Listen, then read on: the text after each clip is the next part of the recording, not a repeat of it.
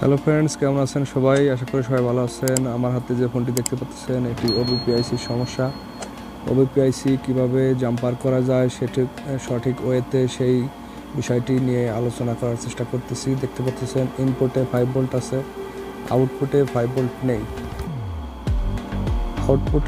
আউটপুটে 5 ভোল্ট নেই।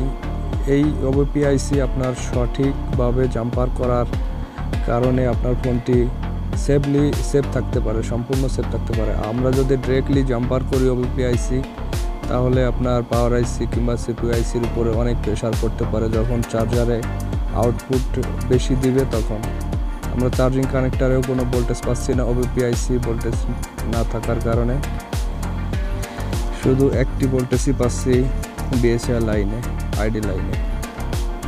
যাই হোক, এই বিষয়টি সুন্দরভাবে দেখানোর চেষ্টা করতেছি। এটা দেখানোর জন্য আমরা চলে যাচ্ছি সরাসরি মাইক্রোস্কোপ ক্যামেরা স্ক্রিনে।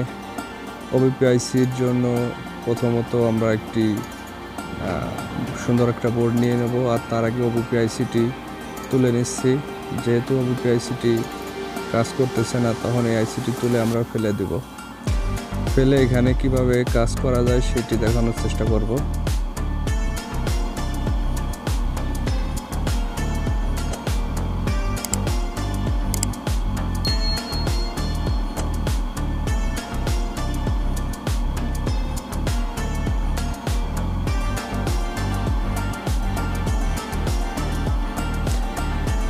দেখতে পাচ্ছেন ওভিপি আইসিটি তুলে নিলাম। এখন অন্য একটি মাদারবোর্ড সংগ্রহ করতে হবে, যেখানে আউটপুট লাইন ইনপুট লাইনে 5 ভোল্ট ডেলিভারি করে যে একটি ক্যাপাসিটার নিয়ে নেব।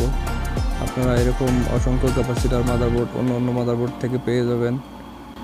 আপনারা অন্য যে কোনো বোর্ডে 5 ভোল্ট আউটপুট করে যেসব রেজিস্ট্যান্স, সেখান থেকে একটা 5 ভোল্ট রেজিস্ট্যান্স নিয়ে নেবেন। এই রেজিস্ট্যান্সের মাধ্যমে এটি আপনার মাদারবোর্ডকে সুরক্ষিত রাখবে।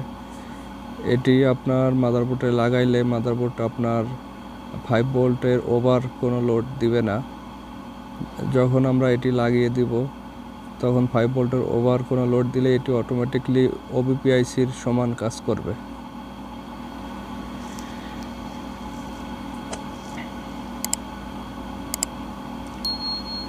আমরা চলে আসলাম সরাসরি ডায়াগ্রামে।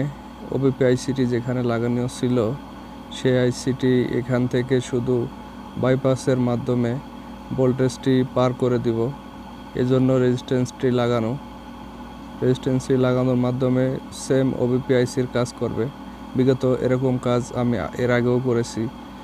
ওভিপি আইসি ফেলে দিয়ে রেজিস্ট্যান্স লাগানোর পর যখন চার্জারের আউটপুট 5 ভোল্টের উপরে আসে, তখন ওভিপি আইসির কাজ সেম রেজিস্ট্যান্সটি করে থাকে। অটোমেটিকলি 5 ভোল্টের ওভার যখনই চার্জার দেবে তখন রেজিস্ট্যান্স অটোমেটিকলি পুড়ে যাবে, লাইনটি আবারও ডিসকানেক্ট হয়ে যাবে। মাদারবোর্ড সম্পূর্ণ সুরক্ষিত থাকবে, সেজন্য রেজিস্ট্যান্সটি লাগানো। ডাইরেক্ট করে দিলেও পারতাম, তবে ডাইরেক্ট করা এটি সমাধান নয়। যাই হোক, আমরা এখন মাদারবোর্ডে রেজিস্ট্যান্সটি লাগানোর চেষ্টা করতেছি। লাগিয়ে আমরা চেক করে দেখব আমাদের ওভিপি আইসির যে 5 ভোল্ট এটা আউটপুট হয় কি না। আউটপুট হলে আমাদের কাজটি সমাধান হয়ে যাবে। এখন মাদারবোর্ডটি বডিতে ফিটিং দিয়ে দেখব ভোল্টেজ আউটপুট হয় কি না। আপনারা যদি ওভিপি আইসির কোনো সমস্যা থেকে থাকে, ডাইরেক্ট জাম্পার করে দিলেও আপাতত কাজ হয়, তবে ডাইরেক্ট জাম্পার না করাই সবচেয়ে বেটার। আপনারা 5 ভোল্টের একটি রেজিস্ট্যান্স লাগিয়ে দিবেন। আশা করি আলহামদুলিল্লাহ আপনাদের কাজটি সফল হয়ে যাবে। আর এটি করারই নিয়ম,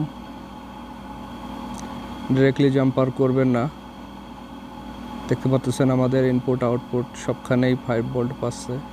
আশা করি আমাদের কাজটি সম্পূর্ণ হয়ে গেছে। ধন্যবাদ আমার ভিডিওটি এত সময় দেখার জন্য। ভালো থাকবেন সবাই।